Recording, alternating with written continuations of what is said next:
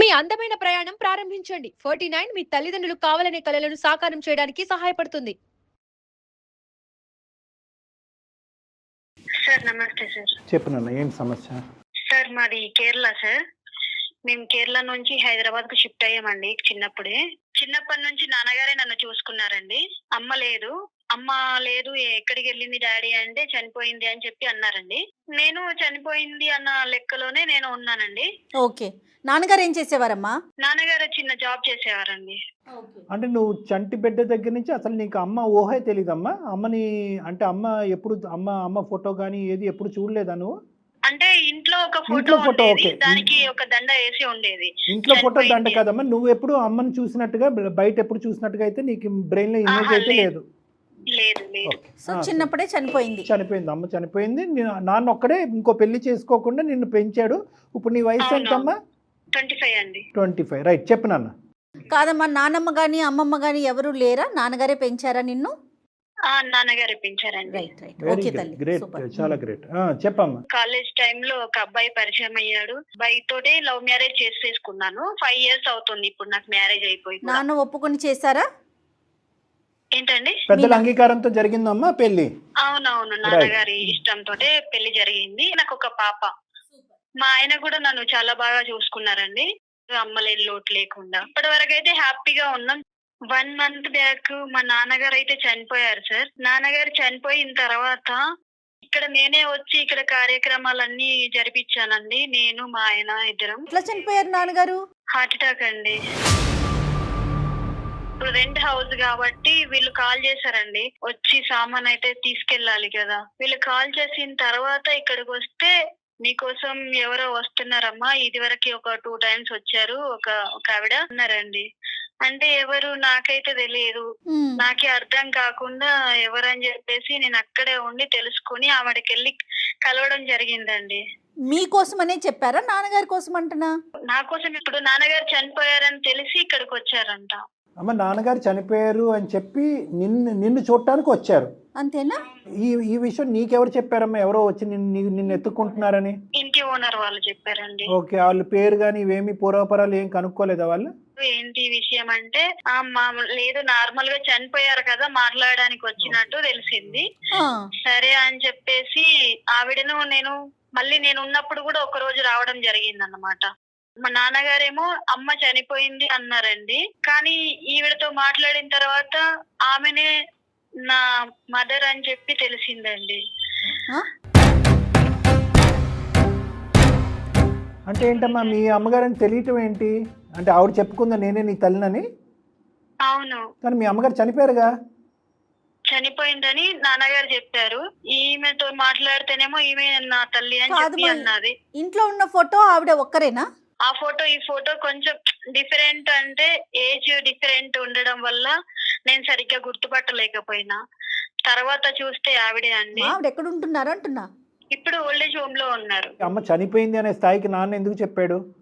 అమ్మ చిన్నప్పుడు గొడవపడి వెళ్ళిపోయిన తర్వాత వేరే మ్యారేజ్ చేసుకుంది. వేరే మ్యారేజ్ చేసుకున్న తర్వాత కొద్ది రోజులు ఆయన తోటే ఉంది.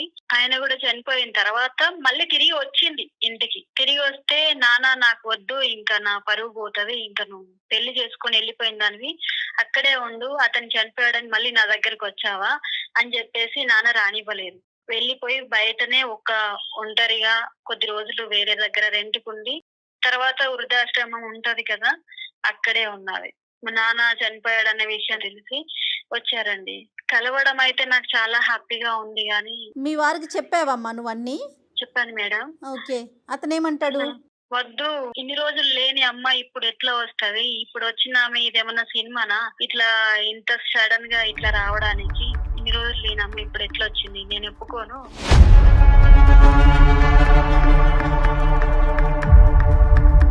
ఉంటే మీ అమ్మతోటే ఉండు, లేకపోతే నాతోటే ఉండు. ఇన్ని రోజులు నీకు హ్యాపీగా చూసుకున్నాను, ఇప్పుడు కూడా అట్లనే ఉండాలి అంటే అంటే అది అబ్బాయి ఒక్కటి గురించే కాదు కదా మేడం, వాళ్ళ ఫ్యామిలీ మెంబర్స్ చెప్పాలి, అందరికీ చెప్పాలి. లేని తల్లి వచ్చింది, లేని అత్తగారు ఇప్పుడు వచ్చింది అంటే కనుక అది వినటానికే బాగుండదు. కానీ at the end of the day అమ్మ ఇవన్నీ ఒక ఎత్తు, కానీ అంటే ఎంత పరితపించి ఉంటుందమ్మా మీ అమ్మగారు. సరే, జీవితంలో ఒక తప్పు చేసింది, నాన్న ఎంత బాధపడ్డాడో ఎంత ఎంత హింస పెట్టాడో మనకు తెలియదు, కానీ ఆ ఇంట్లోంచి బయటికి వెళ్ళిపోయింది. బయటికి వెళ్ళి ఒక పెళ్లి చేసుకుంది. అది ఆవిడ చేసినటువంటి తప్పు. తర్వాత ఆ వ్యక్తి చనిపోయాడు. ఆ అమ్మాయి ఆవిడకి బుద్ధి వచ్చి మళ్ళీ వెనక్కి వచ్చింది. కానీ ఈ అన్ని అంశాల్లో ఒక భార్య ఒక భర్తకు సంబంధించినటువంటి అంశం కనిపిస్తుంది. కానీ ఈరోజు ఆవిడకి నీ మీద ఉన్నటువంటి ప్రేమ ఉన్నట్టు అనిపించిందా, లేనట్టు అనిపించిందా, లేదంటే ఎవరూ లేరు కాబట్టి ప్రేమతోటే వచ్చినట్టుగా అనిపించింది సార్. మీతో నాకు ఇన్ని రోజులు ఉంచుకోవాలనుకుంటున్నారు ఎలాగూ మీరు. లేదు, లేదని తెలుసు. ఇప్పుడు ఉందని తెలిసి కూడా నేను దూరంగా ఉండలేకపోతున్నా మేడం. నాన్న చనిపోయి నీ పెళ్ళి కాకుండా ఉండుంటే కనుక ఈ ఇష్యూ చాలా ఈజీ అమ్మ. కానీ ఇక్కడ ఏంటంటే నీ జీవితంలో వేరే కుటుంబం అనేటటువంటిది వచ్చింది. కేవలం నీ ఇష్టం నీ కోరిక అనేది కాదు, నీ భర్త ఇష్టం, నీ భర్త యొక్క ఫ్యామిలీ మెంబర్స్ ఇష్టం కూడా. ఇప్పుడు ఎంతో హ్యాపీగా 5 years పాటు మేము ఉన్నాము అనేటటువంటి మీ ఇద్దరి మధ్యన ఈరోజు తల్లి వచ్చి మీ ఇద్దరి మధ్యన పుల్ల పెట్టేటటువంటి పరిస్థితి రాకూడదు కదా. అంటే మీ ఇద్దరి మధ్యన డిఫరెన్సెస్ రాకూడదు, ఎందుకంటే ఏ గొడవ లేదు. అమ్మ రావటం అనేటటువంటిది నీకు ఎంత ఇష్టం అవుతుందో, నాకు మా అత్తగారు తిరిగి మా ఇంట్లోకి రావాలి, నా భార్యకి ఒక తల్లి కనిపించాలి తన జీవితంలో అనేటటువంటి అవగాహన ఆలోచన ఆ అబ్బాయికి రావాలి. ప్లస్ ఆ అబ్బాయి ఏ స్థాయిలో మీ అమ్మగారిని యాక్సెప్ట్ చేయాలి అంటే 100 మంది వచ్చి మీ కుటుంబం మీద, నీ మీద, మీ అమ్మగారి మీద వేలెత్తి చూపెట్టినా కూడా మీరు ఎక్కడుంటే అక్కడే ఉండండి అనే విధంగా ఒక మగాడుగా అడ్డుగోడగా నిలబడేటటువంటి ప్రయత్నం, అటువంటి బలం నీ భర్తకు కూడా ఉండాలి. ఆ స్థాయి వరకు తీసుకెళ్తే నీ కోరిక తీరినట్టేనమ్మా. అమ్మేమంటున్నారమ్మా? నేను ఎక్కడ ఉండమంటే అక్కడ ఉంటానమ్మా. నేను నిన్ను చూసుకుంటూ ఉండాలి. ఇన్ని రోజులు నేను నీకు దూరంగా ఉన్నాను కదా.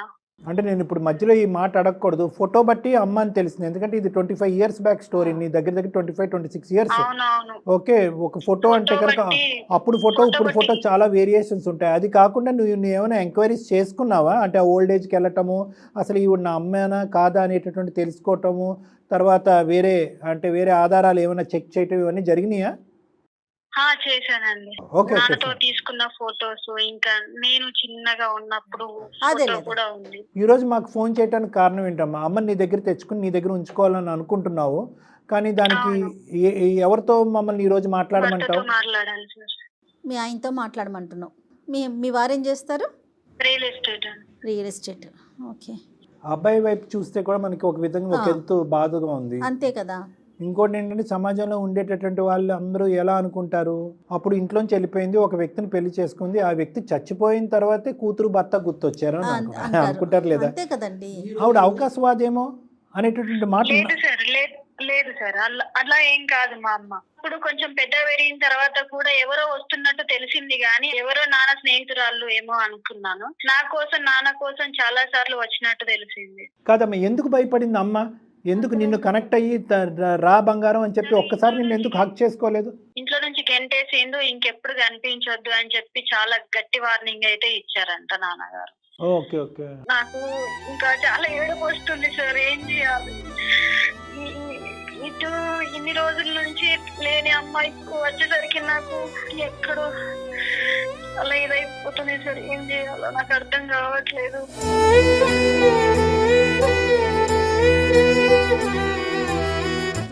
చాలా క్రిటికల్ సిచ్యువేషన్. యా అయినో అమ్మ, ఒక ఆడపిల్లే కాదు, అబ్బాయే కాదు, ఎవరైనా కొడుకు ఎవరికైనా తల్లి ఒక తల్లి రూపాన్ని లేదు అని చెప్పి పుట్టినప్పటి నుంచి ఇప్పటి వరకు తల్లి రూపాన్ని చూడకుండా. అదేలే.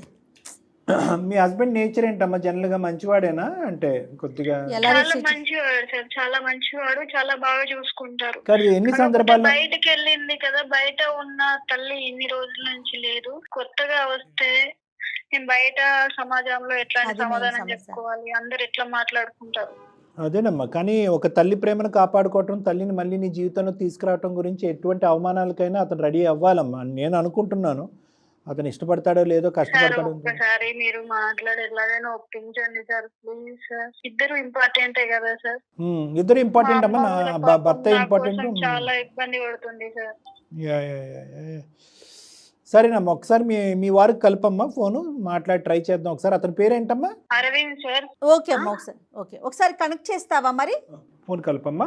అతనితో మాట్లాడంటే రాస్తా, నేను చేయలేను సార్. ప్లీజ్ ఎలాగైనా మీరే ఎట్లయినా మాట్లాడి ఒప్పించాలి. సరే అంతే, అదేనన్నా, అదే నాకు అర్థమైంది, ఒప్పించమని అంటున్నావు, కానీ ఫోన్ కలపడానికి కూడా భయపడుతున్నావు కదా. అంటే ఏంటి, మేము ఫోన్ కలపాలా? అంటే మేమే డైరెక్ట్ గా అతను చేసినట్టుగా చేస్తారా సార్? చేస్తాం, మరి చేస్తాం, తప్పదు కదా. సరే, ఓకే. నెంబర్ ఫార్వర్డ్ చేయమా? నెంబర్ మేడం నెంబర్కి వాట్సాప్ పంపించు ఇప్పుడు, ఈ నెంబర్కే. అమ్మా ఓకే. పంపించు నెంబర్.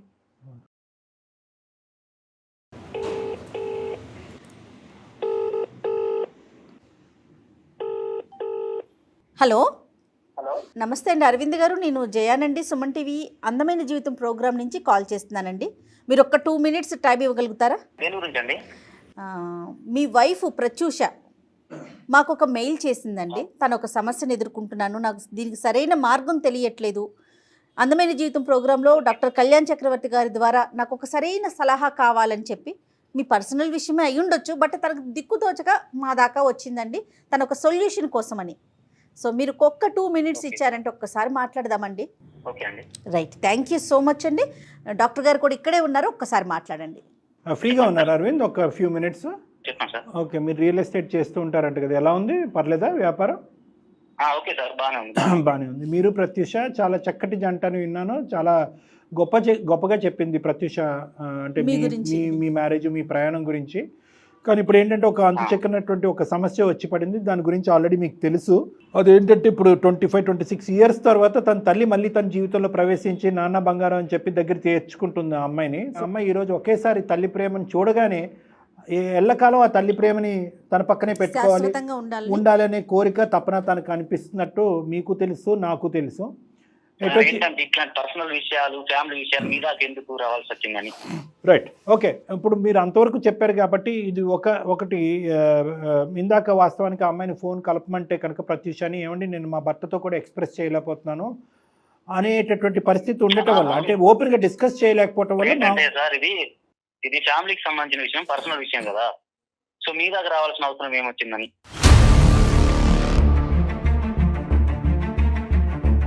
చాలా పర్సనల్ ఇష్యూ మీ వరకు ఎందుకు అనేటటువంటి డిస్కషన్ మీరు అనొచ్చు.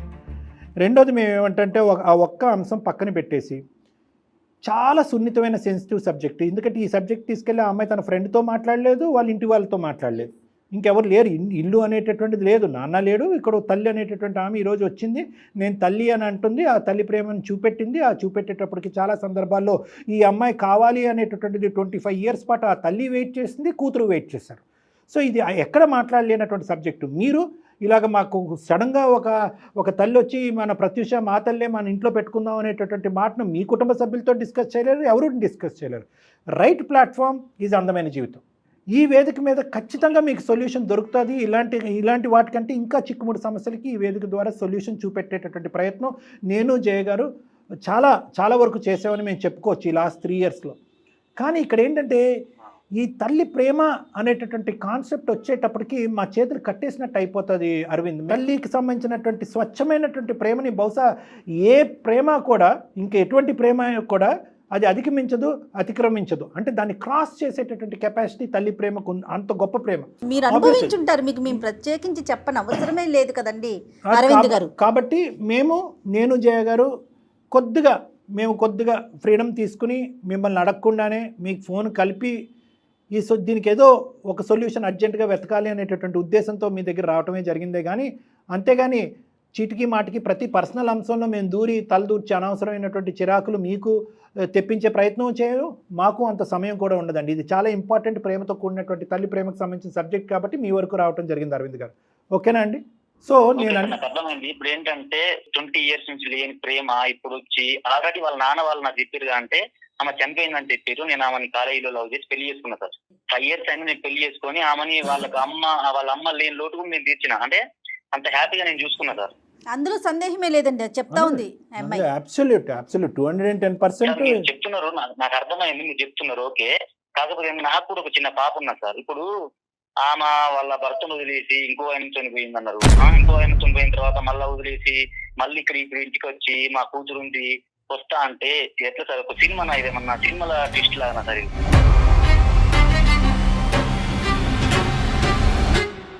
ఇప్పుడు నాకు కుటుంబం ఉన్నది సార్, నాకు పరువు ఉంటుంది, రియల్ ఎస్టేట్ బిజినెస్ చేస్తా, నలుగురు పంచాయతీలు చెప్తా, నేను నలుగురు కలిసిపోతా.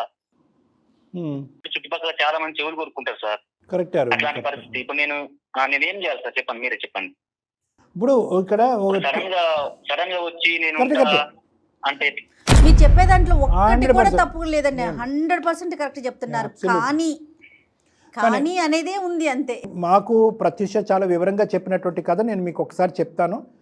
అది ఆవిడ నోటి వినేటటువంటి మాటే కాదు, మాకు సంబంధించినటువంటి మీకు ఫోన్ కలిపే ముందు కూడా మాకు సంబంధించినటువంటి ఎంక్వైరీస్ కూడా మేము చేసామండి. ఓల్డ్ ఏజ్ హోమ్ నుంచి చేసాము. ప్రత్యూష వాళ్ళ మదర్ యొక్క క్యారెక్టర్ అనేటటువంటిది ఈరోజు మనం ప్రత్యేకంగా అసాసినేట్ చేయవలసినటువంటి అవసరం లేదు. వేరే వాళ్ళు ఏం చెప్పారు అనేది తీసి పక్కన పెట్టండి, వాళ్ళ నాన్నగారు ఏం చెప్పి మీకు పెళ్లి చేశారనేది పక్కన పెట్టండి. ఆవిడకి వాళ్ళ భర్తకి మొదటి నుంచి చాలా ఈ గొడవలు ఉన్నాయి. అతనికి విపరీతమైనటువంటి అనుమానం ఉంది. చనిపోయినటువంటి వ్యక్తి గురించి మాట్లాడటం నాకు ఇష్టం లేదు, కానీ ఇవన్నీ వాస్తవాలు. కొన్ని సందర్భాల్లో భర్త దగ్గరకు వచ్చినప్పుడు నువ్వెవరో అన్నట్టుగా అతని ఇంట్లోంచి బయటకు పంపించేశాడు. ప్రత్యూషాన్ని తల్లి వైపు చూడకుండా కూడా జాగ్రత్త పడ్డాడు. తల్లి చనిపోయిందని చెప్పి దండ వేశాడంట కదా, చనిపోయిందని దండ వేశాడు. ఆఖరికి ఆ పెద్ద మనిషి చనిపోయిన తర్వాత ఆ వార్త ఈవిడికి తెలిసిన తర్వాత ఆవిడ పరిగెత్తుకుని వచ్చి ఈ అమ్మాయిని చూసేటటువంటి ప్రయత్నం చేసింది అనేది మీకు తెలుసు, మాకు తెలుసు. ఇది వాస్తవ గాథ. ఇది ఒక స్టోరీ అండి. ఎందుకంటే మీరు మొదలు పెట్టడం ఎలా మొదలు పెట్టారు? అక్కడ ఒక భర్త చనిపోయిన తర్వాత కూతురు దగ్గరికి వచ్చింది, ఇంకో భర్త చనిపోయిన తర్వాత మళ్ళీ ఇప్పుడు వచ్చింది. ఇది అవకాశవాదం అండి, ఇదేమన్నా సినిమా ట్విస్ట్ అండి, దీని ట్విస్ట్ గురించి నేను సమాజానికి ఏం చెప్పుకొని పరుగు పోదండి, చెవులు కొరుక్కుంటారండి అనేటటువంటి మీ బాధను నేను అర్థం చేసుకుంటూ, మీరు చెప్పినటువంటి బాధ, మీకు ఉండేటటువంటి అపోహని పూర్తిగా విన్న తర్వాత మాకు తెలిసినటువంటి పూర్తి అసలు సిసలైనటువంటి కథ గురించి మీకు చెప్పడం జరిగింది. ఇది ఒక అంశం. సో మీరు వాళ్ళ అమ్మగారిని మీ ఇంట్లోకి తీసుకొచ్చుకుంటారా లేదా అనేది కాదు, కానీ ఫస్ట్ మీ అత్తగారి మీద ఉండేటటువంటి మీ ఇంప్రెషన్, ఆవిడ మీ ఇంట్లో ఉంటుందా వృద్ధాశ్రమంలో ఉంటుందా అనేది వేరే విషయం. ఆ ఇంప్రెషన్ ఫస్ట్ తీసేసేయండి. ఎందుకంటే బయట ఉన్నా ఎక్కడున్నా ఏదో పండగకో పబ్బానికో హాలిడేకో సండేకో వాళ్ళిద్దరు కలుస్తారు. అలాంటి వ్యక్తితో కలుస్తావా నువ్వు అనేటటువంటి ఇంప్రెషన్ మీకు ఉండకూడదు. కాబట్టి ఫస్ట్ మీ మైండ్లో ఉన్న ఈ అపోహ తీసేయటం గురించి నేను బల్లగుద్ది ఈరోజు ఇలా మాట్లాడే అవసరం ఏర్పడిందని నేను అనుకుంటున్నాను. నెంబర్ 2, ఈ అమ్మాయి ఏమంటుంది ఇప్పుడు? ఆవిడేం కోరుకోవట్లేదండి. అమ్మ నువ్వు ఇక్కడ ఉండమంటే ఇక్కడ ఉంటాను, అక్కడ ఉండమంటే అక్కడ ఉంటాను, కానీ నిన్ను చూడాలని ఉంది, నీ ప్రేమను పొందాలని ఉంది అనేటటువంటి తపన ఆవిడికి ఇద్దరికీ ఉంది. ఇప్పుడు ball is in your court, బంతి మీ కోర్టులో ఉంది. అందమైన జీవితం ఇలాగే చేయాలి అనేటటువంటిది ఇలాంటి అంశాలు అనుకుంటాం, మేము కోరుకుంటాం, కావాలని అనుకుంటాం, కానీ అది ప్రాక్టికల్గా అనుభవించేది మీరు. ప్రాక్టికల్ సిచ్యువేషన్లో మీరు 100 మందికి చెప్పుకోవాల్సినటువంటి బాధ్యత మీ మీద ఉంది. కాబట్టి మీరేమనుకుంటున్నారో ఒకసారి మీ ఉద్దేశం ఏంటో చెప్పండి సార్. ఒకటి ఏంటంటే తల్లి ప్రేమ అనేది ఎవరికైనా తల్లి ప్రేమ సార్, అది నాకు కూడా తెలుసు. మాకు తల్లి ఉంది, నాకు తండ్రి ఉంది కాబట్టి నాకు కూడా ఆ విషయం తెలుసు. కాకపోతే ఏంటంటే ఇప్పుడు ఆమె గతంలో ఏం జరిగిందో నాకు తెలియదు సార్. అంటే ఆమె ఇట్లా వాళ్ళ భర్త ఇబ్బంది పెట్టిండు, ఒక ఆయన ఇట్లా చేసిండు సంగతులన్నీ నాకు తెలియదు. అదేలేండి. కాకపోతే నాకు కూడా ఒక చిన్న కూతురున్నా సార్, ఒక 4 years కూతురున్నది. సమాజం దృష్టిలో చూసుకున్నట్లయితే ఆమె తీసుకొచ్చి నీ ఇంట్లో పెట్టుకుంటే నా పరిస్థితి నా కూతురు పెద్ద వేరైతే ఎవరెవరు ఏం మాట్లాడుకుంటారు ఒక బాధ నాకున్నది సార్. అదొకటి. అంటే ఆమె ఆల్రెడీ 20 years దాటిపోయిన తర్వాత ఇప్పుడు వచ్చి అట్లా అనేసరికి నేనేం చేయాలి? పాయింట్ అస్సలు నేనేం సమాధానం చెప్పాలి? ఏమంటే మీ స్థానంలో నేనున్నా ఎవరున్నా కూడా ఇదే ఫీలింగ్తో ఉంటారండి. అందులో అసలు డౌటే లేదు. కానీ ఏంటంటే ఇక్కడ చిన్న కాంపిటీషన్, చిన్న కాన్ఫ్లిక్ట్. ఒక్క నిమిషం సార్. 25 years పాటు ఎడారిలో తల్లి ప్రేమ గురించి ఎత్తుక్కునేటటువంటి ఒక తల్లి, ఒక కూతురు, అదేవిధంగా నా కూతురు ఎప్పుడు నా కంట పడుతుంది, ఎప్పుడు నా కూతురుని కలుస్తాను అనేటటువంటి విపరీతమైనటువంటి హింస బాధ అనుభవించినటువంటి ఒక తల్లి. అక్కడ భర్త ప్రేమ దొరకలేదు, ఎవరో ఒక వ్యక్తి కాపాడుతాడు అనుకుంటే అతను అర్ధాంతరంగా చనిపోయాడు. ఫైనల్గా ఆవిడ చేరింది వృద్ధాశ్రమంలో.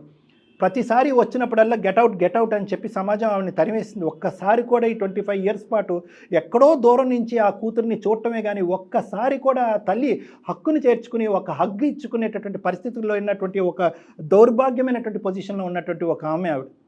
ఇప్పుడు వాళ్ళిద్దరి మధ్యన ఉండేటటువంటి ప్రేమను మనం కాపాడి మళ్ళీ అది చిగురించేటటువంటి ప్రయత్నం మనం చేస్తామా? వాళ్ళకి తీరినటువంటి లోటు మళ్ళీ తీర్చేటటువంటి ప్రయత్నం చేస్తామా? లేదంటే సమాజం చెవులు కొరుక్కుంటుంది, వీళ్ళు తిట్టుకుంటారు, వాళ్ళు కొట్టుకుంటారు, వాళ్ళకేం సమాధానం చెప్పాలి అనుకుంది. అది కూడా హింసే. ఆ విధంగా చెప్పుకోవటం కూడా మీ పాయింట్ ఆఫ్ వ్యూలో చాలా బాధే. కానీ ఇది కాపాడుకునేటటువంటి ప్రయత్నంలో ఆ బాధను మనం పట్టడానికి రెడీ అవ్వమా? అదే సార్, దీనికి ఏం చేయాలి నేను నాకే అర్థం అవ్వట్లేదు. ఇది మానవతా దృక్పథంతో ఆలోచించాల్సిన విషయం అండి. మీరు మనసుతో అంటే సమాజం ఏది చేసినా దేని గురించి అయినా మాట్లాడుకుంటుందండి, కానీ మీరు మనసుతో ఆలోచించండి. మేమేది ఫోర్స్ చేయట్లేదండి. ఇక్కడ డాక్టర్ గారు కానీ నేను కానీ అందమైన మా వేదిక కానీ ఎట్టి పరిస్థితుల్లో ఫోర్స్ చెయ్యట్లేదు. ఇలాగే చేయండి అని చాలా సందర్భాల్లో మేము అన్న రోజులు ఉన్నాయండి. ఉన్నాయి. 95% ఇదే కరెక్ట్, ఇదే డైరెక్షన్ అని జయ గారు చెప్పారు, నేను చెప్పాను. కానీ ఇక్కడ నేను ఇందాక ఏమన్నాను, the ball is in your court. ఆవిడ మీద ఫస్ట్ ఆఫ్ ఆల్ ఇంప్రెషన్ మార్చుకోండి, మీ అత్తగారి మీద, మీ ఆవిడ తల్లి గారి మీద ఇంప్రెషన్ మార్చుకోండి, తర్వాత మీ ఇష్టం. మీకు ఎట్లా అనిపిస్తే అట్లా చెప్పండి. ఇది ఈజీ జాబ్ కాదండి. అందుగురించి నేను ఇందాక ఎప్పుడు నేను అన్నాను, మీ స్థానంలో నేనున్నా కూడా మీలాగే ఫీల్ అవుతాననే మాట నేను అన్నాను. ఎందుకంటే ఇది చాలా డిఫికల్ట్ వాట్. మీరు ఒక 100 మందికో 1000 మందికో సమాధానం చెప్పుకోవాలి. అంతవరకు ఎందుకు మీ అమ్మ నాన్న ఎదుర్కొంటే తలదించుకోవాలి. ఎందుకంటే కనుక ఆ పెద్ద ఆయన ప్రత్యూష వాళ్ళ తండ్రి, మీ మామగారు పెళ్లి చేసే ముందు తల్లిని చెడిపేసి, ఆవిడ మీద ఉండేటటువంటి ఇంప్రెషన్ పాడు చేసి, బ్రతుకున్న తల్లిని చంపేసి, ఎంత దారుణమైన పరిస్థితి అండి. బ్రతుకున్నటువంటి తల్లిని, వృద్ధాశ్రమంలో ఉన్నటువంటి తల్లిని చంపేసి ఫోటో పెట్టి దండ పెట్టి ఈరోజు నమ్మబలికి ఆ అమ్మాయికి మోసం చేశాడు వాళ్ళ తండ్రి. చనిపోయిన వ్యక్తి గురించి ఈరోజు మాట్లాడకూడదు. అటువంటి ఇంప్రెషన్ మీ తల్లిదండ్రుల మీద కూడా క్రియేట్ చేశారు. కాబట్టి ఆ ఇంప్రెషన్ అంతా కూడా మీరు తిరిగి రాసేటటువంటి భారం మీ నెత్తి మీద ఉంది. అంత క్లిష్టమైన పరిస్థితిలో మీరు ఉన్నారు ఈరోజు. కానీ at the end of the day తల్లి ప్రేమని మళ్ళీ రీక్రియేట్ చేయాలి. ఏం సార్, నా తల్లిదండ్రులకు నేనేం సమాధానం చెప్పుకోవాలి సార్? నాకు అర్థం అవట్లేదు. సరే, ఇప్పుడు నా తల్లి ప్రేమ నాకు అర్థమైంది, నేను తీసుకొస్తా. మా తల్లిదండ్రులకు నేను ఏం సమాధానం చెప్పాలి?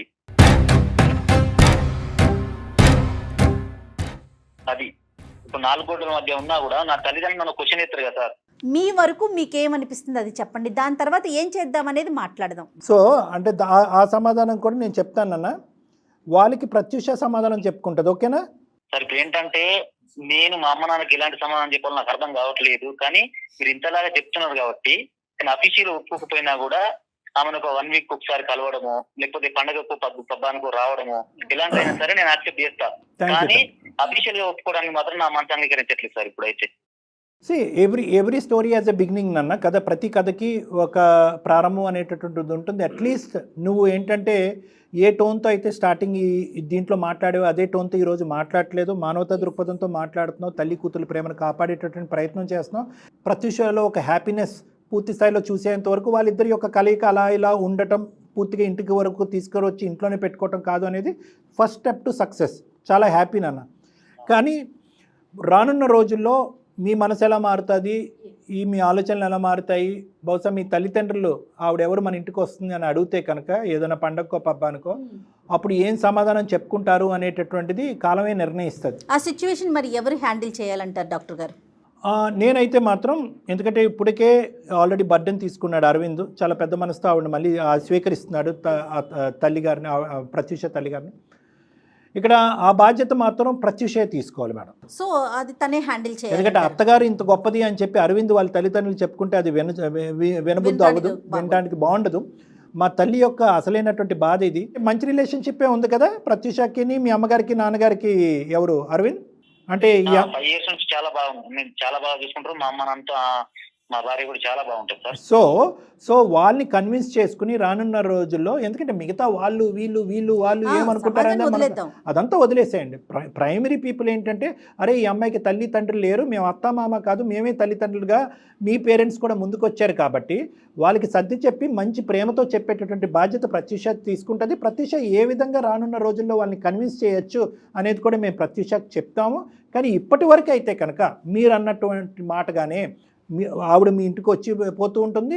అదేవిధంగా పండగకో, ఆదివారమో, సాటర్డే, సండేయో, ఇంకో రోజో మీరు అక్కడికి వెళ్ళి మీరు ఆవిడని చూసి రావటం అనేది కూడా అందరికీ మంచిది అన్నట్టు నాకు అనిపిస్తుంది. అరవింద్,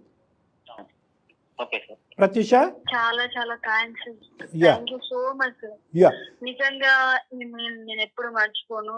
ఈ మాత్రం కలుస్తున్నాము అంటే నాకు చాలా ఆనందంగా ఉంది. అమ్మా ఇది ఇప్పుడు అతను కొంచెమైనా గానీ తర్వాత అయినా గానీ మార్పు వస్తుంది. ఇంకా నాతోటి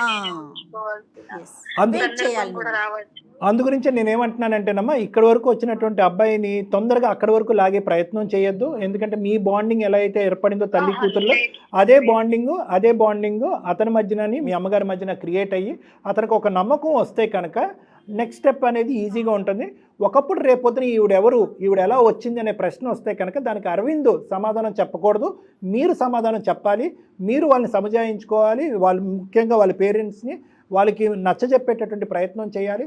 మీ అమ్మగారు అనుభవించినటువంటి యథార్థ గాథ వాళ్ళకి చెప్పి మంచి ప్రేమతో అందరూ ఆవిడని హ్యాపీగా రిసీవ్ చేసుకుని స్వీకరించేటటువంటి వాతావరణాన్ని క్రియేట్ చేయవలసినటువంటి బాధ్యత నీ మీద ఉంది. ఓకేనమ్మా. Thank you so much. ఓకేనమ్మా. కానీ అరవింద్ని మాత్రం మీరు ఫోర్స్ చేయమాకండి, రమ్మని కానీ లేకపోతే అమ్మని తీసుకురమ్మని అలాంటి విషయాలు. yes. లేదు సార్, లేదు లేదు Yes, లేదు. అరవింద్ చాలా మంచి అతను. అరవింద్ ఓకేనా? Thank you for understanding. చాలా సంతోషం అనిపించిందండి మాకు.